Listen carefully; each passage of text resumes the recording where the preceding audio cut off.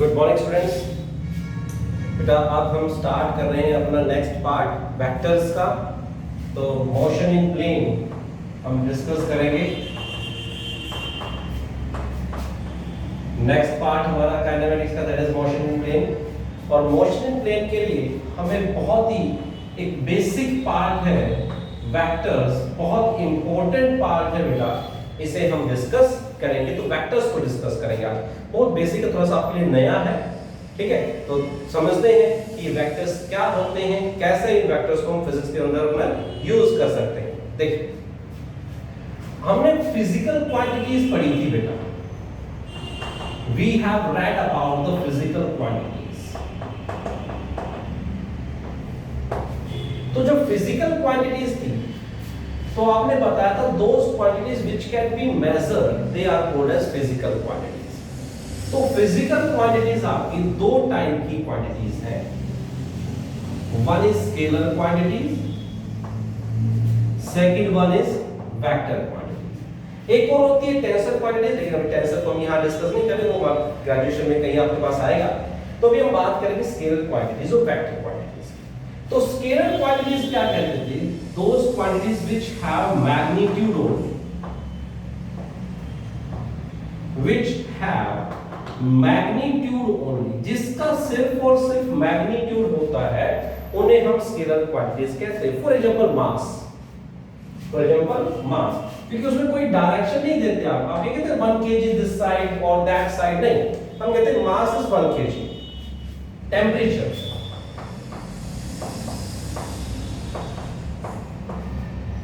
फिर आप बोलते हैं स्पीड, वॉल्यूम एटसेट्रा, वर्क वगैरह बहुत सारी आपकी स्केलर क्वांटिटीज भी होती हैं।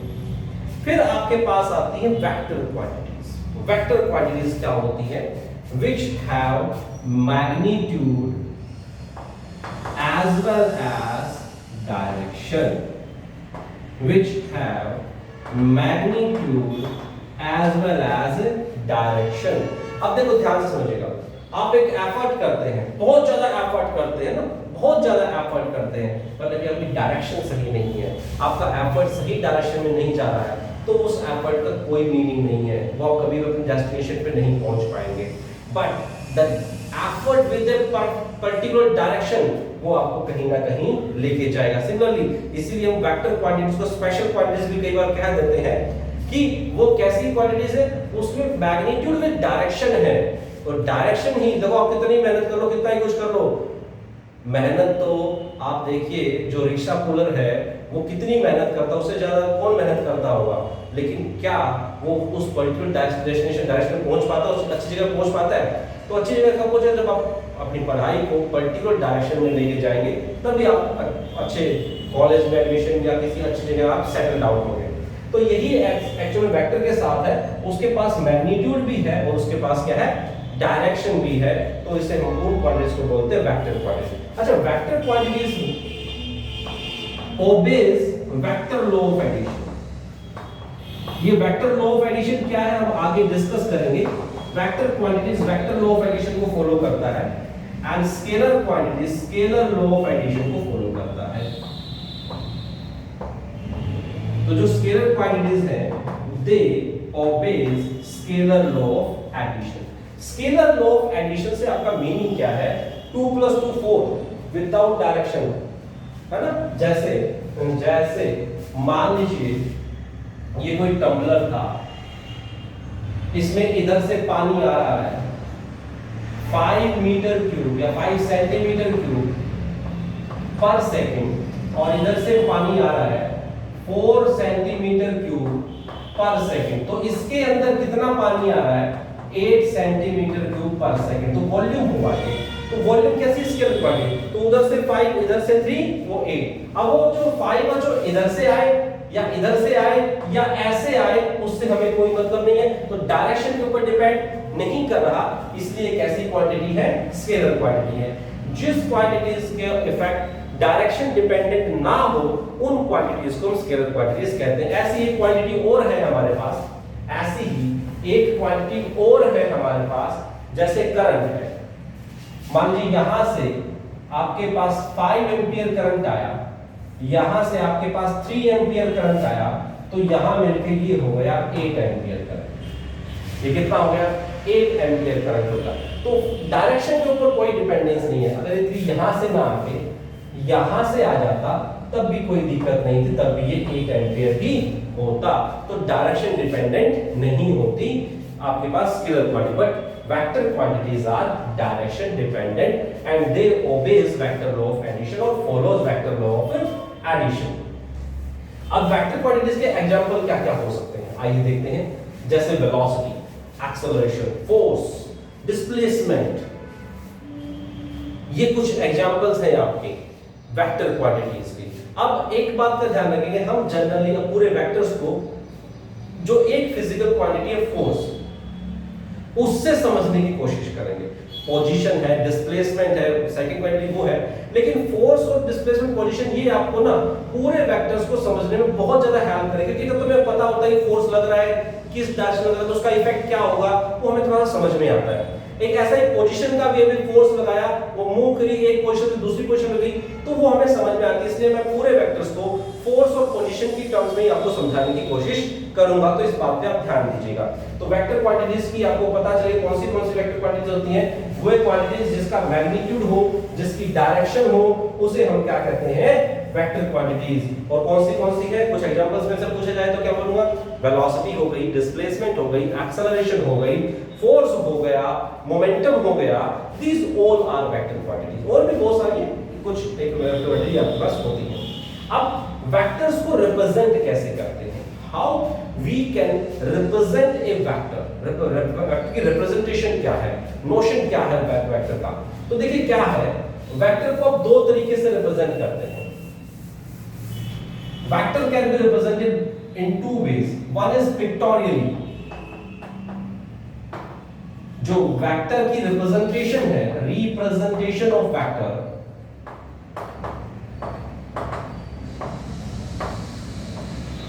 वो दो तरीके से, one is pictorially and second one is in the form of equation.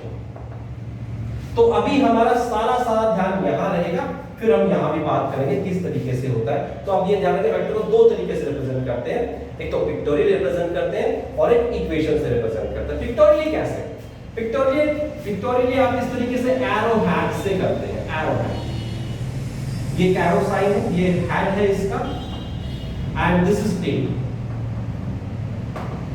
तो बेटा जो आपके टेल और हेड, ये जो लेंथ है ना, it gives us the magnitude of the vector. It gives us the magnitude of the vector.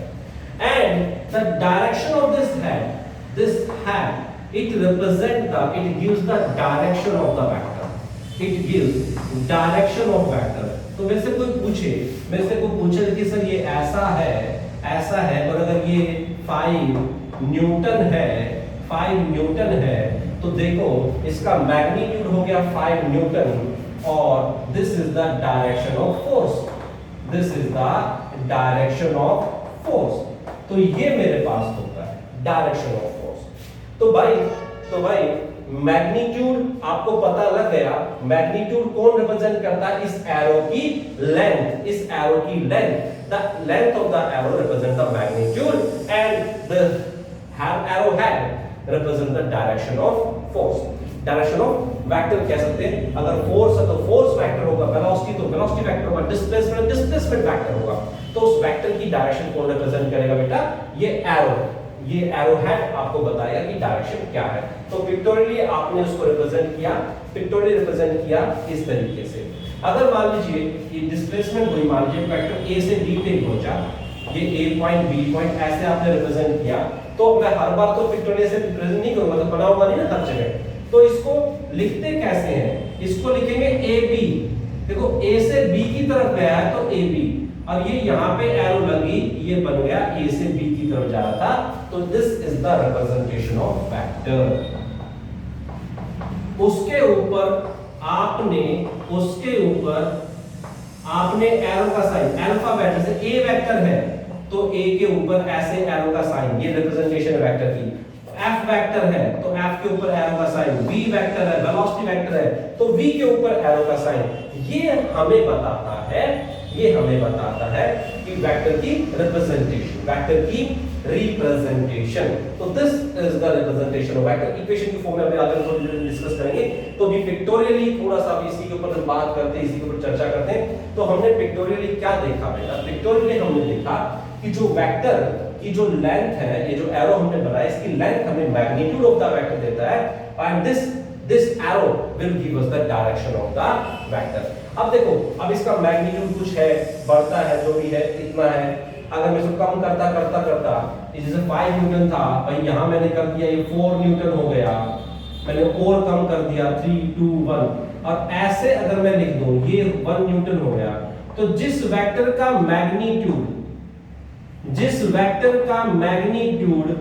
1 के बराबर हो जाए, वो 1 न्यूटन हो सकता है अगर फोर्स वेक्टर है, 1 मीटर पर सेकंड हो सकता है अगर वेलोसिटी वेक्टर है, यानी कि जिस वेक्टर का मैग्नीट्यूड 1 हो जाए, 1 मतलब यूनिटी, 1 दैट इज यूनिटी 1, अगर ऐसा हो जाता है बेटा, तो उस वेक्टर को हम बोलते हैं यूनिट वेक्टर। क्या बोलते हैं? Unit vector. तो those vector which have magnitude as 1, उसे हम क्या बोलते हैं? यूनिट वेक्टर बोलते हैं। क्या बोलते हैं? Unit vector. तो रिप्रेजेंटेशन ऑफ वेक्टर हमें क्लियर हो गई, किस तरीके से हम रिप्रेजेंट करते हैं। अगर एक पोजीशन दूसरी पोजीशन जा रहे हैं, ए बी वेक्टर, इसका मतलब ए से बी की तरफ जा रहे हैं, और अगर सिंगल है तो उसके अल्फाबेट के ऊपर एरो का साइन लगा दिया, तो हमारे पास क्या आ जाएगा? वो वेक्टर की रिप्रेजेंटेशन। ओके, अब मैंने अभी थोड़ी देर पहले आपको बात की मैग्नीट्यूड की। मैग्नीट्यूड का मतलब तो पता लग गया मेरे को कि length of that arrow gives us the magnitude of the vector. और उसको जैसा अब मैग्नीट्यूड में थोड़ी कि लेंथ ये है तो बार-बार ऐसे थोड़ी लिखेंगे, तो उसके लिए भी हमारे पास एक नोशन है, एक रिप्रेजेंटेशन है कि मैग्नीट्यूड ऑफ वेक्टर को कैसे रिप्रेजेंट करेंगे। देखिए, अगर ये वेक्टर ए है तो मैग्नीट्यूड ऑफ ए क्या होगा? Magnitude of vector A, magnitude of vector A को ऐसे लिखोगे आप, ऐसे दो मॉडुलस का साइन आपने पढ़ा मैथमेटिक्स के अंदर, तो this is the modulus sign. तो इस तरीके से अगर आप वेक्टर को लिख देंगे तो ये मैग्नीट्यूड ऑफ ए वेक्टर है, और उसको फिर सिंपल वे में हम ऐसा लिख देते हैं, उसके ऊपर एरो का साइन नहीं लगाते हैं। तो this is the representation of magnitude of A. This is the representation of magnitude of A. जैसे magnitude of F वेक्टर लिखना है, तो this is the representation of magnitude of F. Magnitude of V vector लिखना है, तो this is the representation of magnitude of V. Magnitude of displacement vector लिखना है, तो इस तरीके से आप displacement वेक्टर के magnitude को लिखेंगे। तो this is the representation of magnitude of vector. तो अभी तक हमने क्या पढ़ा है? आइए छोटा सा रिवीजन करते हैं। हमने पढ़ा वेक्टर क्या होते हैं? Those quantity which have magnitude as well as direction and obeys the vector's law of addition, they are called as vector quantities. फिर हमने पढ़ा कि वेक्टर को रिप्रेजेंट कैसे करते हैं, तो पता लगा कि यार वेक्टर को रिप्रेजेंट करने के दो मेथड है मेरे पास, one is pictorially and second is in the form of equation. तो पिक्टोरियली हमने देखा कि यार वेक्टर को जो रिप्रेजेंट करते हैं वो एरो से रिप्रेजेंट करते हैं, and the length of the arrow gives us the magnitude of the vector and the direction of the arrowhead. The arrowhead gives us the direction of the vector. फिर पता लगा कि यूनिट वेक्टर कौन से होते हैं? यूनिट वेक्टर वो होते हैं जिसका मैग्नीट्यूड 1 हो जाए, उसे हम यूनिट वेक्टर कहते हैं। क्या कहते हैं? यूनिट वेक्टर कहते हैं। फिर पता लगा मैग्नीट्यूड को कैसे रिप्रेजेंट करें, तो मैग्नीट्यूड को रिप्रेजेंट करने के लिए पता लगा मॉडुलस का साइन यूज करते हैं। आइए अब वापस मैं थोड़ा सा यूनिट वेक्टर के ऊपर जाता हूं, उसी से फिर हम अपनी इक्वेशंस की तरफ बढ़ जाएंगे। तो यूनिट वेक्टर की तरफ मैं वापस आ रहा हूं बेटा, आइए बात करते हैं, फिर उसके बाद रिप्रेजेंटेशन की तरफ बढ़ जाएंगे। तो आपने अभी पढ़ा यूनिट वेक्टर क्या होता है। यूनिट वेक्टर वो होता है जिस वेक्टर का मैग्नीट्यूड 1 हो जाए, जिस वेक्टर का मैग्नीट्यूड 1 हो जाए तो उस वेक्टर को हम कहते हैं यूनिट वेक्टर। अब मैग्नीट्यूड की रिप्रेजेंटेशन क्लियर है, वेक्टर की रिप्रेजेंटेशन क्लियर है। यूनिट वेक्टर को कैसे रिप्रेजेंट करते हैं? वेक्टर के ऊपर जो भी वो अल्फाबेट था, जिसका भी वेक्टर ए वेक्टर है, तो इसके अल्फाबेट के ऊपर ऐसे कैप लगा दो। क्या लगा दिया? कैप। इसे बोलते भी क्या हैं? Cap. This is the representation of unit vector. जब भी किसी भी लेटर के ऊपर अगर कैप लगी तो इसका मतलब वो यूनिट वेक्टर है। तो इसका मीनिंग क्या है, ए कैप यूनिट वेक्टर है, तो इसको कैसे लिखेंगे, vector A divided by its magnitude. Unit vector की डेफिनेशन यही है, आप इसको रिप्रेजेंटेशन कह लीजिए, डेफिनेशन कह लीजिए। तो vector divided by its magnitude gives us the unit vector. Unit vector होता क्या है, जिसका मैग्नीट्यूड 1 हो जाए। जिस वेक्टर का मैग्नीट्यूड 1 हो जाए उसे हम क्या कहते हैं बेटा, यूनिट वेक्टर कहते हैं। जिस वेक्टर का मैग्नीट्यूड 1 हो जाए उसे हम क्या कहते हैं, यूनिट वेक्टर कहते हैं।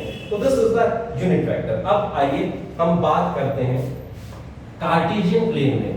कार्टेशियन प्लेन में मेरे पास बेटा 3 प्लेन होते हैं, 3 एक्सिस होती हैं। One is X axis, X direction होती है, second is Y direction, Y axis, and third is Z direction, Z axis. ठीक है, अब इन एक्सिस के अलोंग भी मेरे पास, इनकी डायरेक्शन में भी मेरे पास यूनिट वेक्टर्स होते हैं, उनका स्पेशल नाम दिया गया है। एक्स डायरेक्शन के अंदर जो यूनिट वेक्टर है उसे बोलते हैं आई कैप। वाई डायरेक्शन के तरफ जो यूनिट वेक्टर उसे बोला जाता है जे कैप, और जेड डायरेक्शन की तरफ जो यूनिट वेक्टर उसे बोला जाता है के कैप। तो I cap, J cap and K cap, ये I cap, J cap and K cap are unit vectors along X axis, या इन द डायरेक्शन कह सकते हैं Y axis and Z axis respectively, Z axis respectively. तो बेटा देखिए जो आपके पास I cap, J cap, K cap क्या है, these are the unit vectors along x axis, y axis and z axis, or you can say that in the direction of x axis, y axis and z axis. अब कोई भी vector हुआ, कोई भी, अगर मैं बात करूं कि कोई पॉइंट हुआ, ये तो मेरा ओरिजिन हो गया बेटा। यहां मान लीजिए कोई पॉइंट P है, इसके कोऑर्डिनेट्स है x y z, ध्यान से समझिएगा, इसके कोऑर्डिनेट्स है x y z। थोड़ा सा अभी मैं वेक्टर्स में इक्वेशन की फॉर्म में जा रहा हूं, ये आपको क्लियर हो ही गया होगा। यूनिट वेक्टर को कैप, उसके अल्फाबेट के ऊपर कैप से रिप्रेजेंट करते हैं, and unit vector is vector divided by its magnitude. आइए अब इसी पे थोड़ा सा डिस्कशन करते हैं और समझते हैं इसको।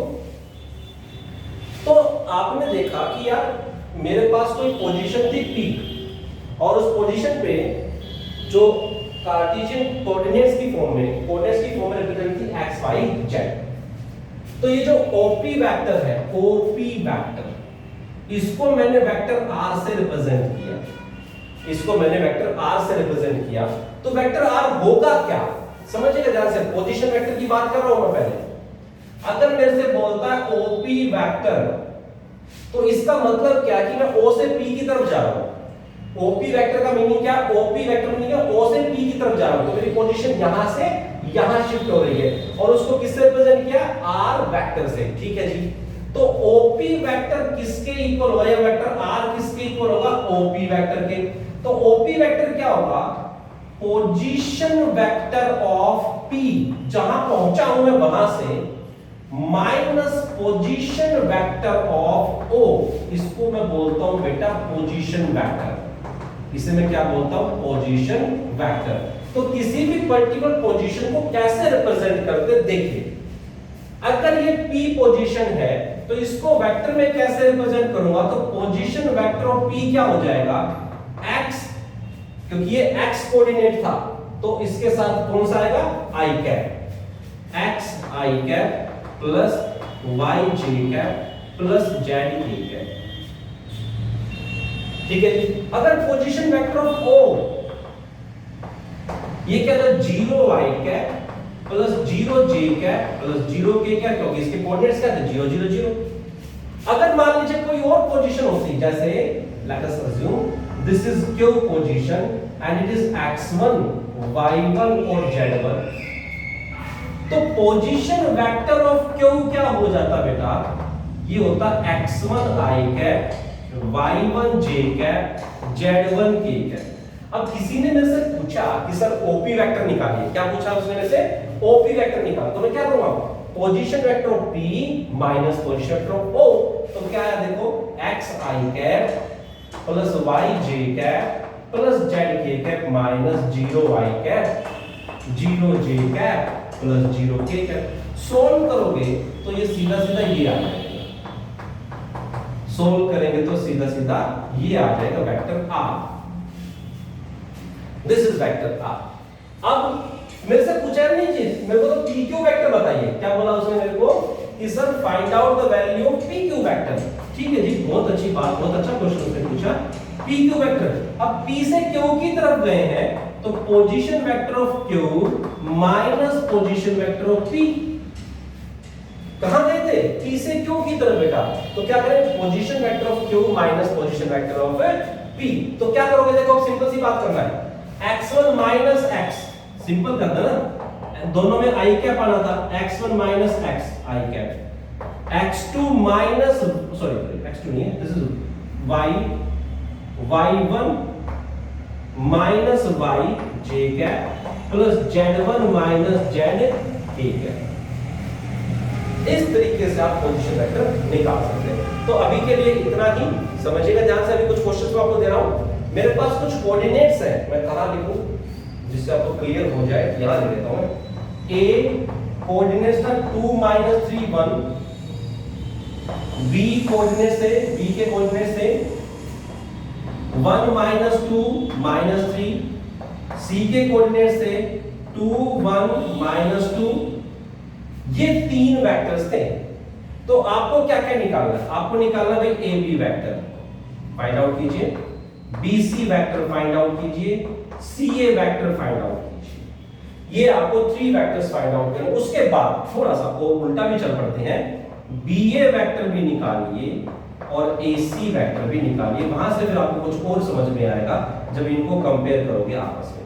तो ए वेक्टर, ए बी और सी की पोजीशन आपको गिवन है बेटा, ए बी और सी की पोजीशन आपको गिवन है। You have to find out the A B vector, B C vector, C vector. तो आप क्या करोगे? पहले पोजीशन वेक्टर निकालोगे। तो पोजीशन वेक्टर ऑफ ए क्या हो जाएगा? 2i cap minus 3j cap plus k cap. ऐसे ही बी वेक्टर निकाला, तो ए बी निकाल रहे हो तो position vector of B minus position vector of A, B C निकाल रहे हो तो position vector of C minus position vector of B, C B निकाल रहे हो तो position vector of B minus position vector of C. इतना आप समझिए। उसके बाद कल हम थोड़ा सा और यूनिट वेक्टर्स पे और ज्यादा चर्चा करेंगे, मैग्नीट्यूड निकालने कुछ और क्वेश्चंस करेंगे, तो वेक्टर्स की डेफिनेशन बेसिक उनको स्टडी करेंगे। ठीक है, तो आज के लिए सिर्फ इतना ही। एक बार बेटा इसको रीड आउट कीजिएगा, क्वेश्चंस करिएगा और फिर मेरे को बताइएगा। Thank you, that's all for today.